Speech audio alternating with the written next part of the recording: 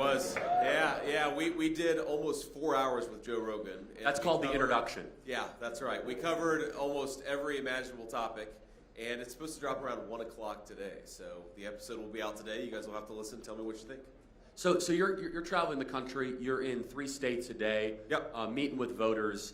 And here in North Carolina, it has actually, I believe it's 120 plus universities, colleges, or community colleges. It's populated with Gen Z and voters that care about their own future, owning homes, and so on and so forth.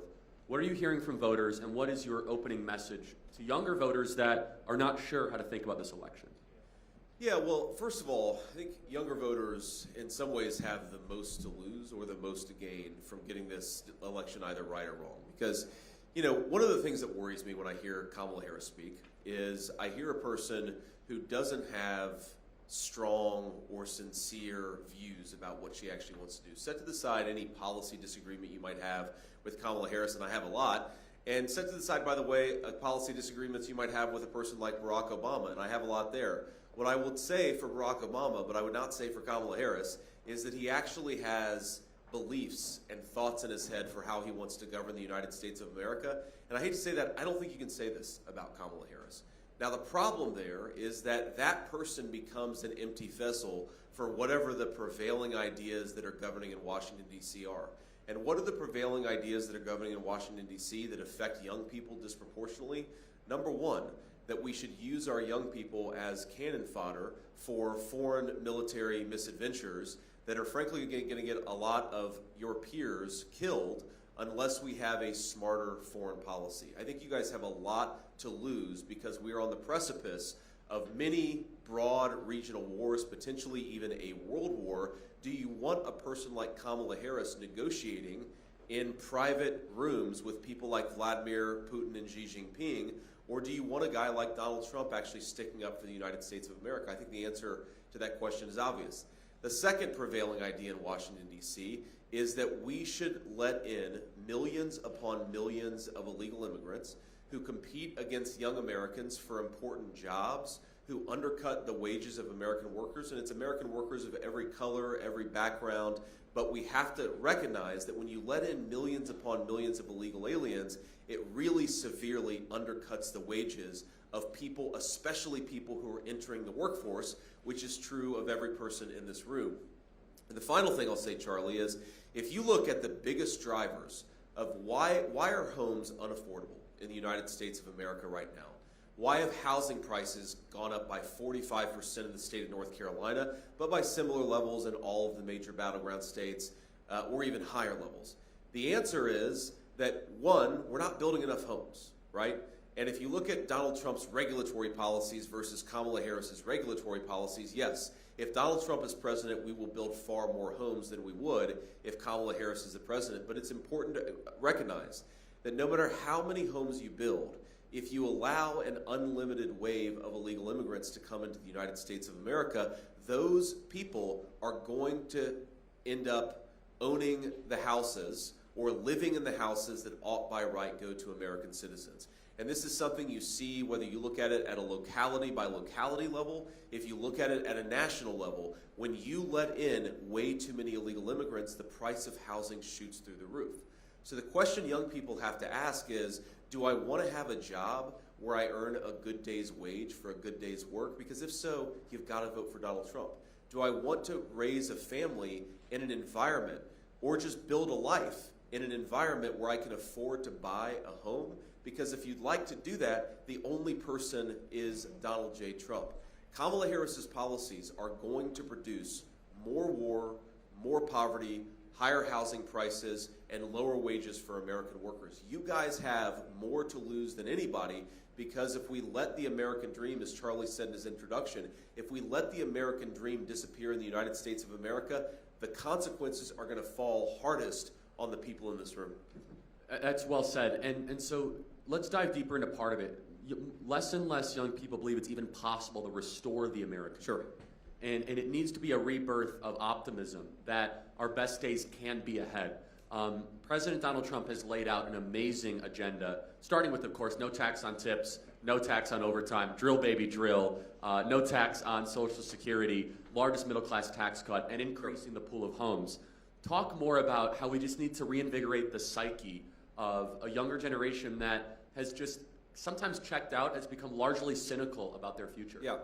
Well, I think the way to reinvigorate America is to do it substantively and to do it with real ideas that are going to improve the lives of our citizens, not with these ridiculous slogans. I mean, you ask Kamala Harris a question, even in a softball interview, and I'll say this for Kamala Harris, I think that every time she answers one of these questions, we pick up about 50,000 or 100,000 votes because they'll say, what is your specific plan to lower the price of groceries? What's your specific plan to make the American dream of homeownership more affordable? And she'll say, well, I grew up in a middle-class family. Like, okay, I grew up in a working-class family, and that's not a solution to the problems that the country is facing. It's important to talk about your background so people know who you are, but it's also important to talk about the details. And what I think that President Trump is fundamentally proposing is he's trying to make it easier to invest and build things in the United States of America, whether that's a home, a family, a business. He's trying to make it harder to offshore and ship the American dream to other countries. That's fundamentally, if you look at his tax policy, and again, he can talk about the details better than anybody, but you look at his tax policy, it's about if you work, if you build a life, if you're creating a company or working in a business in the United States of America, we are going to make it easier for you to be rewarded for your hard work. If you're shipping jobs overseas, we're going to make it harder for you to do that, and we're going to penalize you for doing that. If you're trying to build a home, if you're trying to unleash American energy, we're going to make those things easier for you. I mean, there are very, very specific things that you can do, I think, to invigorate the American dream and to invigorate the American population. But if you don't have a real plan for how to get this country back on track, people know when they're being lied to. And I think that a lot of people who listen to Kamala Harris, even people who might agree with her ideologically, who might consider themselves more left of center, if you listen to Kamala Harris, pay attention to what she says, she has no plan to make your life better. That's why she's spending all this time talking about Donald Trump and calling her fellow Americans Nazis and garbage. Kamala Harris is way more interested in Donald Trump's past than she is your future. And we need a president who knows that the way to get the country back on track is to govern it effectively, to give people a specific sense of what that vision looks like, and then to implement that vision and let Americans do what they do best, which is build a good life for themselves. That's what has to change, and that's what's so different about Kamala Harris's present leadership versus the change that Donald J. Trump is offering. He's telling you what he's going to do for you. She's talking about what he did 4 years ago. So last question here before we get to some questions. I want to talk about this unique moment of who is coalescing behind President Trump and also who is lining up behind Kamala Harris. First on Kamala Harris, you see these warmongers that have sent young men and women like this in this room to unnecessary no-win wars, such as Liz Cheney, John Bolton, Leon Panetta. But on President Trump's side, you're part of this kind of Avengers team. Sure. And you got Vivek Ramaswamy, you got Elon Musk, Tulsi Gabbard, Bobby Kennedy. You have two people that formerly ran for the presidency as Democrats, the former co-chair of the Democrat Party. You have the most successful entrepreneur of the modern era, Elon Musk. Can you talk about this realignment? Because for people that might be more center-left, I think it's important to realize two people that ran for the presidency as Democrats are now enthusiastically behind Donald Trump. Yeah, so if you guys go back to 2003, I was a I was a senior in high school in 2003. I enlisted in the United States Marine Corps in 2003. And most of you, my assumption is most of you were either not even alive then or were very, very young. And I wish that I could go back in time and tell myself from the perspective of 2003 that if Dick Cheney is in control, if a person with the last name of Cheney is in control of American foreign policy, it is a damn shame and a lot of bad things are going to happen because of it. Because you guys are now, even though you weren't alive then, I can tell you, my old 18-year-old self is coming forward into the future and telling you guys, when a Cheney is telling you how you should live your lives and how you should vote, you should run in the other direction. And that is what you have an opportunity to do. I didn't know at the time that a Cheney in charge of American foreign policy would lead to a lot of innocent Americans and also other people losing their lives. I didn't know that it would lead to disastrous foreign policy. You guys now know that, so vote like you know it, and don't reward the party of Liz Cheney and Dick Cheney and Kamala Harris. Reward the party of Tulsi Gabbard, Elon Musk, and Donald J. Trump, because they're the ones who are going to accomplish peace and prosperity for all of you in this room, but for all of your peers too. It is an amazing thing. I mean, if you think about this, Tulsi Gabbard probably ended Kamala Harris's presidential run in 2020. Remember, Kamala didn't make it to the primary in 2020 because Tulsi Gabbard observed rightly that Kamala Harris had built her entire career off of throwing a lot of innocent people in prison. And that was it for Kamala Harris. Well, now who's Tulsi Gabbard supporting? She was on the stage with me last night in Pennsylvania. And by the way, Charlie, if talk about your all-time political trades, I love the fact that we traded Liz Cheney for Tulsi Gabbard. That is a hell of a good thing, something I'm very happy about. But you ask yourself, you know, because it's a big change, right? I mean, Bobby Kennedy was a lifelong Democrat, and now he's supporting Donald J. Trump. Tulsi Gabbard, a lifelong Democrat, is now a Republican supporting Donald J. Trump. You know, what has changed? And I think it goes back to basic common sense, okay? We are now the party of common sense, of not letting in unlimited waves of illegal immigration, of having schools that educate rather than indoctrinate children, of having a common sense foreign policy that's more built around peace and diplomacy and American strength than American weakness and war and chaos. We're the common sense party, and that is really the realignment that's happened. You don't have to agree with me on every issue.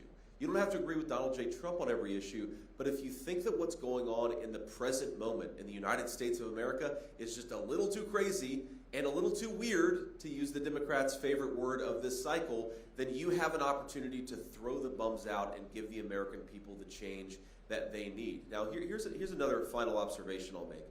I mean, I'm joined today by a very dear friend, and he told me that he just took his kids out of school. Now, I imagine that most of the young people here, probably all of you, don't have children yet, but a lot of you will one day. And do you want to raise your families in a country where you can send your kids to school and have confidence they're going to get a good education? I think that should be the right of every American child and every American parent, is we give a good education to the children who grow up in the United States of America. And I'm just telling you, a friend of mine, a guy I trust very dearly, he just pulled his kids out of school because he doesn't believe that under Kamala Harris's leadership, his kids are getting the education they deserve. Again, you have an opportunity to change that. Vote for Donald J. Trump in 6 days or before. Love it. All right, let's get to some questions here. We have some students here at High Point and in local areas, so please introduce yourself. Hi, my name is Julia. Is Mike on? Great. Hello. We can hear you. Hi, my name is Julia. I would just like to say, Senator Vance and Mr. Kirk, thank you for being here today. Senator Vance, my question for you today is specifically, how will you improve the economy in a way that it benefits 20-year-olds, young 20-year-olds such as myself? Julie, thanks so much for the question. And I want to start out by saying I grew up in a working class family. I'm kidding. Kidding.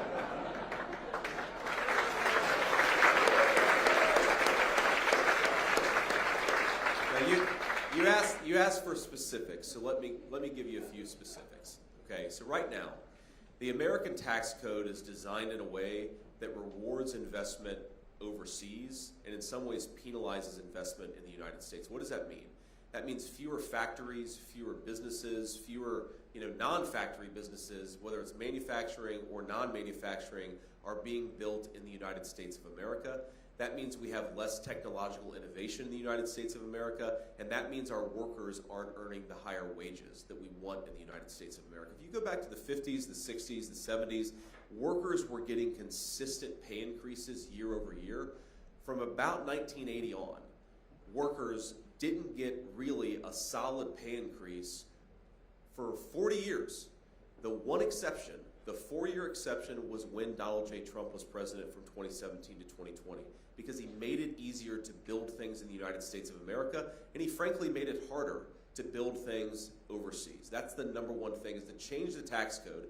And you hear this word tariff a lot, okay? Tariff is thrown around a lot. You know, the Kamala Harris campaign says that it's a tax. Well, here's what a tariff actually does. Say, for example, that you're an American business and you're deciding whether to build a company or expand a company in China or in the United States of America. Now, what China has going for it is that you can pay literal slave laborers at $3 a day, where in America, and I think this is a good thing, you've got to pay people a middle-class wage. Now, why is that a good thing? Because I want all of you to earn good wages for a good day's work. But if you're going to encourage investment in the United States of America, you've got to penalize the companies who choose to make their things in China. And the only way to penalize them is what's called a tariff. If they try to bring something that was manufactured by those Chinese slave laborers back into our country, we're going to slap a big fat tariff and say you've got to pay a penalty to get that stuff back into our country. That's how we protect the middle class jobs of our citizens, and that's how we make it easier to invest in the United States of America. There's a second thing. Charlie already said this, but I'm going to repeat it because it's very important. Think about the biggest driver of cost increases. I don't want you just to earn a good wage. I also want you to be able to afford to buy things with the money that your hard-earned dollars, with the hard-earned dollars that you earn. Okay, so why are costs getting so high? It's complicated, but the biggest single driver is energy. Think about this. If a truck driver is paying 45% more for diesel, then the groceries that truck driver delivers to the grocery store are going to become way more expensive. When we talk about housing, if the guy who's delivering the lumber to the job site is paying 40% more for gasoline, then all of us are going to be paying more for the houses that are built with those delivered materials. So how do you get energy costs lower? You drill, baby, drill. That is the fundamental principle of Donald Trump's economic policy. Now, what does that mean? That means you reduce regulations on the energy sector. You build pipelines so that we can get energy from one place to another very easily. You make it easier to unleash our great energy economy, and you're going to create a lot of good jobs in the energy sector, but you're also going to make it so that, Julia, you and your friends pay less when you go to the grocery store, or when you go and buy clothes, or when you go and buy a house. Everything becomes cheaper if we unleash the American energy economy, and that's why it's a critical piece of Donald Trump's economic plan. Thank you. I think we're going to go here. Is that right? Oh, you have a mic? If not, here next? Okay, great. Hi, I'm Rowan. Hey, Rowan, how are you? Hi, nice to meet y'all. Nice to meet you. Again, I just want to say thank you both, Senator and Mr. Kirk, for being here today. We're really grateful that you decided to come spend some time in High Point. As far as my question goes, we know that many voters in our generation have expressed concerns about our financial futures. Amidst the current housing crisis, we've seen a lot of stricter zoning, building regulations, especially from local governments, especially from Democrats, and it's definitely been very detrimental to our housing system. What specifically do you see in policies changing that will help to ensure that we can one day own homes? Yeah, thank you for the question, Rowan. And one, just to go back to the energy costs, that's a big driver of housing costs. So lowering energy costs is going to help us lower the cost of housing. Now, the second thing is, you're right, that a lot of these local regulations put in place by governments, local governments, primarily Democrats, make it harder to build housing. But there's a lot that we can do on the federal level to reduce regulations and make it easier to build houses in the first place. We want to do those things. And frankly, we probably want to make it harder for those local governments to restrict the supply of housing. So again, all of you guys can actually afford to buy a home, or at least to rent a home at a reasonable rate when you guys are at the point when you want to do that. And then the final thing that I'll say, Rowan, is you need to pursue the kind of tax policy that allows people to invest in building in the United States of America. And again, that's something that we've really gone in the wrong direction on the last few years. Is you got to ask yourself, if you invest in the United States and you make a fair amount of money, and we want people who invest to be able to make money, are you paying a bigger tax on that than if you invest overseas? And if the answer is yes, then we're penalizing people who are building houses and other things in the United States of America. We've got to change that. And between reducing the regulations, reducing the energy costs, and I'll go back to reducing illegal aliens who are competing with Americans for scarce homes, I think we can actually make the American dream of homeownership more available and more affordable again. The way that I think about this is, the country is in so many ways in such a good spot, right? I mean, you guys are talented, you're smart, you guys are going to develop skills in the workforce you don't even realize that you have. We've got the most incredible resources, the best natural resources of any country in the entire world. We are ready to unleash a golden age of American prosperity, but only if we fix the broken leadership in Washington. That's what we're going to do. That's what we all get an opportunity to do in 5-6 short days. Thank you. Really quick, I just want to make sure that Kamala's awful plan is highlighted. She wants to give $25,000 per person, which sounds good for a home. What will that do to housing prices almost immediately? I think that's important to compare and contrast. Yeah, so if you don't increase the supply of houses, and then you continue to allow illegal aliens to compete against American citizens for those houses, what you will necessarily do is you give $25,000, you're going to increase the cost of housing by $25,000. So again, this is fundamentally the difference between the Kamala Harris approach and the Donald Trump approach. Donald Trump is trying to make it easier to build and invest and to create things in our country. Kamala Harris is trying to pass out free money to cover over the fact that her own policies are why housing is so expensive. And Charlie, it's not just, if you look at the details of her plan, she's not just saying she's going to give $25,000 to American citizens. She's also saying she's going to give $25,000 a lot of times to people who aren't even in the country legally to begin with. So you're probably going to, even if her plan is implemented, which I'm skeptical, but even if it's implemented, your housing prices are going to go up by $35,000, $40,000, $50,000, and then you get a $25,000 check in the mail. Have you won or lost in that equation? Meanwhile, if Donald J. Trump's plan gets implemented, you're going to be paying less for housing to the tune of $25,000, $45,000, $50,000. That's how you win, and that's how you make American housing more affordable. Yeah, and she won't even send a $25,000 check. It's like a tax incentive, which every realtor will just say every house is right more expensive. Shoots All right. right up. Yes, ma'am. Hey, Paige. I'm a senior at High Point University, graduating in May. And Congratulations. Thank you. I'm starting to look at my options on where to move and work after college. My question is, how will you and President Trump fix the amount of illegal immigrants in this country, specifically relating to the safety of young women like myself thinking about moving to New York City after school? Sure. Well, it's a very good question, Paige. First of all, don't move to New York City until after the election. That's, vote in North Carolina, and then you can move somewhere else afterwards. We really need your vote here in North Carolina. Honestly, Paige, I wish I could give you a different answer, but I'd be very worried about moving to some of these, one-party states and one-party cities, because if you look at the levels of violent crime, especially assaults, muggings, things like that, they're moving in the wrong direction, and they're moving in the wrong direction in large part because we have let in massive amounts of illegal immigration into our country, and most of those people, thank God, aren't criminals, but a lot of them are, which is why we see increased levels of criminal behavior. I was asked by a news reporter, it's one of the most shocking questions I've ever been asked, where she said, aren't you guys overstating the problem of gang activity among illegal aliens because only a handful of apartment complexes have been taken over by criminal gangs? And my response was, are you hearing yourself? Only a handful of apartment complexes. Well, Paige, I don't want you to move into a complex that's been taken over by a criminal gang, and then some journalist is going to say, well, Paige, it's only a handful of apartment complexes, right?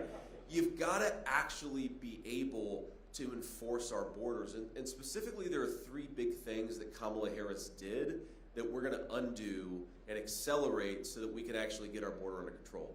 The first and most important is Kamala Harris really cut down on deportations. If you know you can come into the country without ever being deported, you're going to keep on coming into the country illegally. So we have to re-implement deportations in the United States of America. The second is, and I've been to the border more times than our illustrious borders are Kamala Harris, if you go to certain parts of the border, you will see slabs of border wall laying in the dirt, rusting, because she stopped construction of the border wall. And the Border Patrol will tell you that where the border wall was constructed, you saw a massive decrease in the amount of illegal immigration. Let's just finish that border wall and cut down even more on illegal immigration. And then the third thing, Paige, and this gets a little bit into the details of immigration policy, but it really matters, is when a person comes to the United States and says that they're claiming asylum, what do you do with that person? Donald Trump's answer was they have to stay in Mexico while that claim is adjudicated. Kamala Harris's answer is, we're going to let this person roam freely in the United States of America for 10, 15 years. That's called catch and release. We've got to stop catch and release. We do those three things, I think we'll cut down on violent crime, and we'll make it easier for you to choose to live where you want to live. But I hope you'll come and live in Ohio or stay in North Carolina and not go to New York City. Thanks, Paige. Yes, sir. Do you have something you want to say? No, go ahead. Okay, thank you.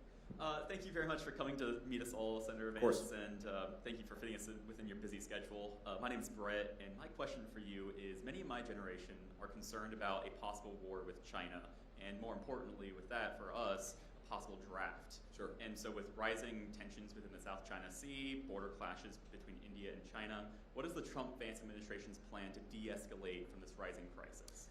Yeah, Brett, it's a very important question. And look, this is the thing that I worry the most about for this generation is that if we don't get foreign policy right, a lot of people in your generation are going to pick up the pieces and fix the mistakes of the current generation of American leadership. And I don't want you to have to do that. I want you guys to build great lives. I want you to work in great careers. I want you to start families. I want you to be able to live your dreams, not have to go and fight a war because Kamala Harris screwed up again, as she's been doing for the last 3.5 years. And it's going to get a lot worse if we promote her to President of the United States. And our specific plan to de-escalate in the South China Sea is, it's somebody said it, some smart strategist said the best way to stop a war is to prevent a war from starting in the first place. And this is what, if you go back to Donald Trump's foreign policy, consider Europe. Russia invaded a sovereign nation when Barack Obama was president. Russia invaded a sovereign nation when George W. Bush was president. Russia invaded a sovereign nation during the Biden-Harris administration. The one time in the last 2 decades that Russia didn't invade a sovereign nation was when? Under the 4-year administration of Donald J. Trump. Now, why was that? And people always say, especially my fellow Republicans, they always say, well, Donald Trump's foreign policy was strong. Well, it was strong, and that's definitely true, but that's only half of it. It was also smart, because even though the media accused him and attacked him for it, he was willing to engage in diplomacy, sometimes even with very bad people, because you can't just talk to the good people when you're engaging in diplomacy. You've got to talk to everybody. That's what real leadership looks like. Again, I was with Tulsi Gabbard yesterday, and she told me, and I didn't realize this, that there was a major threat from North Korea of an ICBM, an intercontinental ballistic missile, hitting Hawaii early in 2017. Well, that threat came from North Korea, and what did Donald Trump do? Donald Trump went and talked to the leader of North Korea, even though all of the media said that he shouldn't, and guess how many threats against Hawaii were made after Donald Trump had that sit-down meeting? 0. Because sometimes you can't just be strong, you have to be smart. Specifically in the South China Sea. The solution here to prevent war is to make it as costly as possible for the Chinese to invade Taiwan in the first place. Everyone will tell you that if the Chinese establish territory in Taiwan, if they establish a beachhead in Taiwan, it becomes very hard and a lot of people get killed. So you prevent them from doing that. And the way you prevent them from doing that is to make sure they've got enough weapons to defend themselves. Again, prevention is the best way to stop a war. An ounce of deterrence is worth a lot more than a pound of stupid foreign policy from Kamala Harris. So we've got to do the deterrence, and unfortunately we're just not doing that. Now this is one of the more difficult questions that exists in American foreign policy, is because Kamala Harris has been sending so many resources to Ukraine, we actually don't have enough to send to Taiwan. So by approaching the Russia-Ukraine situation in the way that we have, we've actually made it more likely that the Chinese will invade Taiwan, and we need to pursue a foreign policy that makes it less likely. And that's what's going to change when Donald Trump is president. Can I just ask a follow-up? Is it an exaggeration to say that we are bumbling towards World War III? That might include a draft of some people in this room.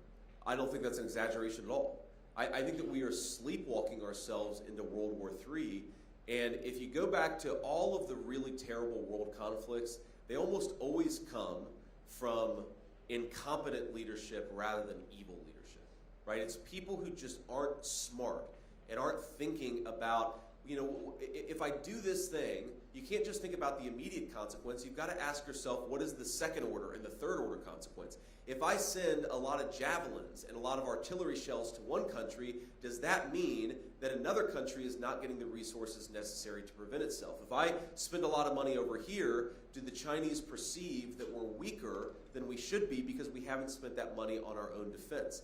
These are the things that Donald J. Trump thinks about, and unfortunately, these are not the things that Kamala Harris thinks about. So do I think that we're at the greatest risk of a third world war in my lifetime, Charlie? Absolutely I do. And if there is a third world war, it is the people in this room who are going to be drafted and called upon to fight it. I don't want that. I do not want you guys to have to put on a uniform, not because you're patriotic and volunteer, but because your country forces you to, because Kamala Harris has blundered us into another significant conflict. But the opportunity to stop that and to take the country in a new direction is this election. So get out there and vote. For many reasons, but maybe the most important reason to get out there and vote is to prevent World War III. Yes, ma'am. Hi, Senator Vance. My name is Hayes. I am Vice President here of Turning Point USA. My question for you is, as a politician, how has your faith and ethics been tested? And as we're going into the workforce, I mean, I'm a political science major. What advice do you have for when inevitably our faith and ethics are also tested? Or as our generation knows, does the nice guy always finish last? Sure. Well, no, Hayes, I don't think the nice guy always finishes last, but sometimes the nice guy also has to be tough, right? So remember that. Just because you're nice doesn't mean that you're weak. And remember that nice guys can also be tough, and I'd encourage, or nice gals can also be tough. And I'd encourage you guys to absolutely be kind and virtuous, be generous of spirit, but also always be a little tough, right? Both of those things can be true, and both of those things can be useful.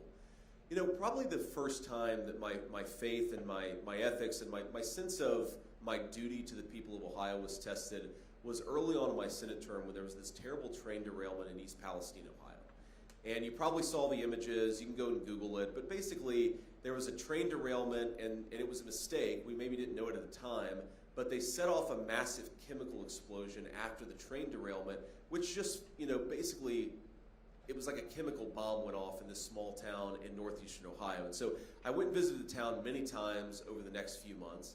And one of the things that I kept on noticing is that the residents, and they were normally the residents who were a little poorer, who didn't have as much money, who didn't have the same influence, they would come up to me and they would say, this thing is happening, or that thing is happening. In particular, they kept on telling me that even though they were being told that the creeks in the town were safe, they thought they saw evidence of chemical pollution in the creeks. And that was on one of my first visits there. So I said, okay, here's what I was being pressured to do.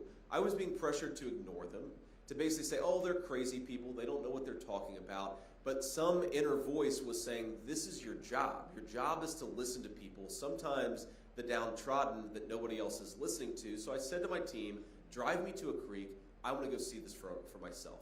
And I stuck a stick in the water, and it was like an oil sheen in a creek in East Palestine, Ohio. It was clearly not safe, and it was clearly not healthy. And I realized in that moment that if you always listen to the media, or you always listen to the people who have fancy credentials, and look, all of you are college students. When you graduate, you will get a very fancy credential. Sometimes those fancy credentials are useful, but sometimes the people who use their credentials to silence their fellow citizens are just wrong. And part of your job as a future leader is going to be to listen to the people, even if they're not always the people that the media or somebody else tells you you should listen to. And what helped me in that moment, Hayes, is I kept on thinking about the grandmother who raised me, and I'm sure that all of you have some person of influence in your life who's kind of is a core part of you forming your conscience. I kept on saying, what would my grandmother do? Because what my grandmother would not do is if some poor person from East Palestine came up to me and said, Senator, I don't think the water is safe, she would not have said, go back to your car, I'm not interested in what you have to say. She would have said, listen to people. Listen to people. Maybe sometimes they're going to be wrong, by the way, but you still have to listen to them first. And that's maybe the most important lesson I've learned as a leader is the media, and you see this with Joe Biden. Joe Biden called half of America garbage for wanting to vote for Donald J. Trump. Kamala Harris and her running mate have been calling people who support Trump Nazis and fascists. What is that ultimately about? It's about silencing people. It's about telling the American people, you're not good enough to voice concern over the policies of Kamala Harris's leadership. My job is to listen to people. Whether they vote for us or not, our job as leaders is to listen to the people that we serve, and that is my promise, and that's something that my faith has been very, very important in making sure happens. Thank you, Hayes. Right here? Yes, ma'am. Hi, my name is Trinity, and I'm a freshman here at High Point University. It's awesome to meet you guys, and Nice to meet you, Trinity. thank you. My question to you is, with the increased costs associated with living and the debt the U.S. is racking up, how important do you believe it is to stick to a budget, and how well do you believe President Trump will stick to that budget? It's a very good question, Trinity, and they're actually connected, right? These problems are connected because when the government spends more money than it takes in, then it has to print that money. And that printed money shows up as inflation. So the average North Carolina family is about $29,000 poorer because of Kamala Harris's inflation. Now, they didn't see that in an IRS bill, but they saw it in their groceries bill, they saw it in their rental bill, they saw it in their car payments. That inflation is a hidden tax on American citizens, and it comes partially from when the government spends more money than it takes in. So what we have to do is we have to cut spending in this country. And there are a lot of very specific things that you can do to reduce the amount of money the federal government is spending. I mean, look, there is so much stupid stuff that your government does with your tax dollars. We could get back to some very common sense fiscal principles very quickly. And your answer to your question about whether Donald Trump is going to work for this, absolutely Donald Trump is going to work for this, because we know when we're elected that one of our mandates is to lower the cost of living for our citizens, and you can't do that unless you take care of the ridiculous, out-of-control spending from the federal government. And there are a few things that you can do. So number one, people don't realize this, but the cost of illegal aliens to the United States of America is somewhere between $150 to $500 billion per year, okay? And that's housing benefits, that's welfare benefits, that's Social Security and Medicare fraud. We can do a lot just by taking care of the immigration problem. We're also still spending a lot of money from the COVID era that we shouldn't be spending. The public health pandemic, thank God, it's over, and we should never go back to some of the draconian measures that we took then, but it's over now. We should not be spending money like a drunken sailor like we did back during the COVID era. So you do those two things, you can really, really lower the cost of living, but also get our long-term budgetary picture on a more sustainable pathway. And as Charlie knows, like so many other issues, this one affects you more than it does me, right? Because all of you are going to outlive me, hopefully. All of you are going to outlive me. You're going to be paying off the debt that we're incurring right now for a lot longer than any of our politicians. So when you see Kamala Harris's spending proposals, you ought to be asking yourself, is it worth the debt that I'm going to be paying off for the rest of my life? Almost always the answer is no. We should vote for fiscal sanity, which is why Donald J. Trump needs to be our next president. Now just a fun little wrinkle to that I know everyone in the audience will enjoy. President Trump has blessed Doge, the Department of Government Efficiency, run by Elon Musk. I mean, it's a little bit silly. At the same time, Elon has a track record of cutting spending and finding waste. Can you just comment on that a little bit? The philosophy being that we haven't had a real good examination of federal budget, especially with new Biden spending. Yeah, so I've been in the Senate for a couple of years. Here's how we do budgeting in the United States Senate and the United States House, and this is going to sound like an exaggeration. It's not. We basically get right to the point where the government runs out of money, and then somebody says, okay, let's just pass a bill where we spend the exact same amount that we did last year, only with a few % increase for inflation. And then everybody votes for it, not me, but most people vote for it, and that's how we do budgeting in the government. It's like if you're a household, you get right to the point where you're about to be delinquent on your credit card and your mortgage, and then you just say, all right, we're going to take out another credit card. We don't have to worry about it for another year. But eventually, you've got to worry about it, because eventually the line of credit runs dry. What Elon Musk is talking about is very simple. It's taking people with a different perspective, a private sector perspective, and actually looking at the budget, saying, how much are we spending on this program? How much should we be spending? And doing that, asking that basic question for every line item in the federal budget. And I guarantee that when you do that, Charlie, you're going to find hundreds of billions of dollars, maybe even trillions of dollars of savings of your money that we're spending, not because we even said we need to spend this money. You may disagree with that decision, but it's not like a politician said we need to spend this money. We're spending it because we kicked the can down the road. And what Elon Musk and what a lot of us are talking about with this Department of Government Efficiency is actually going in and saying, all right, we're going to look at how much we're spending, we're going to compare it against how much we should be spending, and we're going to actually rationalize and make sense of the federal budget for the first time in a very long time. I love that. Who is up? Yes, sir. Hi, I'm Grant. I'm a junior at High Point University, and my question for you is, as you know, college is more expensive than ever because of the economy, and a loan will be double or triple of what it originally is. So what can the Trump administration do to keep interest rates low, such as a cap on student loans, so students are not in years of debt? Yes, sir. Very, very important question. And one of the things that we don't talk enough about is that while the student debt in this country is at this point, I believe, about $1.7 trillion, you know that university endowments and foundations have collected about $1.7 trillion of wealth, okay? So the very universities that sometimes, and I don't think it's true of High Point University, but it's true of a lot of our colleges, they're putting students into a lifetime of debt servitude. They're overcharging, students are overpaying, and also the colleges aren't being honest about what the students are actually getting out of their education. So I think that we need to do two things. Number one, we need real price transparency and also real transparency about what the benefits are of a college degree.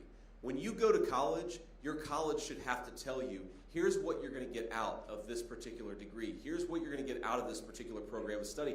I had no idea what I was getting myself into when I went to college. You should know what you're getting yourself into when you go to college, and that means that colleges have to be more honest about it. Here's the second thing. We need to not have a lifetime of debt servitude follow around our students. And I want to contrast this because when Kamala Harris talks about this issue, she's basically talking about shifting the debt from one group of citizens to another. Having plumbers and electricians pay for the debt of college students, I think that's irrational and it's unfair because it's not the plumbers and the electricians who are at fault for this college debt crisis. It's very often the university administrators themselves who are not being honest with you guys about what you're getting out of college experience. So here's one thing we should do. We should say that if you are accumulating a lot of college debt, that debt is not going to follow you around for the rest of your life. That's a simple policy choice that we made. And we're going to unmake it because if you incur a lot of debt and you get into a situation where you're in a tough financial position, you should not have the colleges able to collect on your debt, sometimes even garnishing your wages before you can actually get the paycheck that's coming to you. We've created a generation of debt servants. That's got to change. And frankly, it means the colleges have to take accountability, not our fellow citizens. The colleges have got to take accountability for this college debt crisis they've created. So in closing, we have to wrap it up. To kind of make the final argument here to younger voters across the country and here in North Carolina, as I mentioned, there is this unrecognized breakdown in the social contract.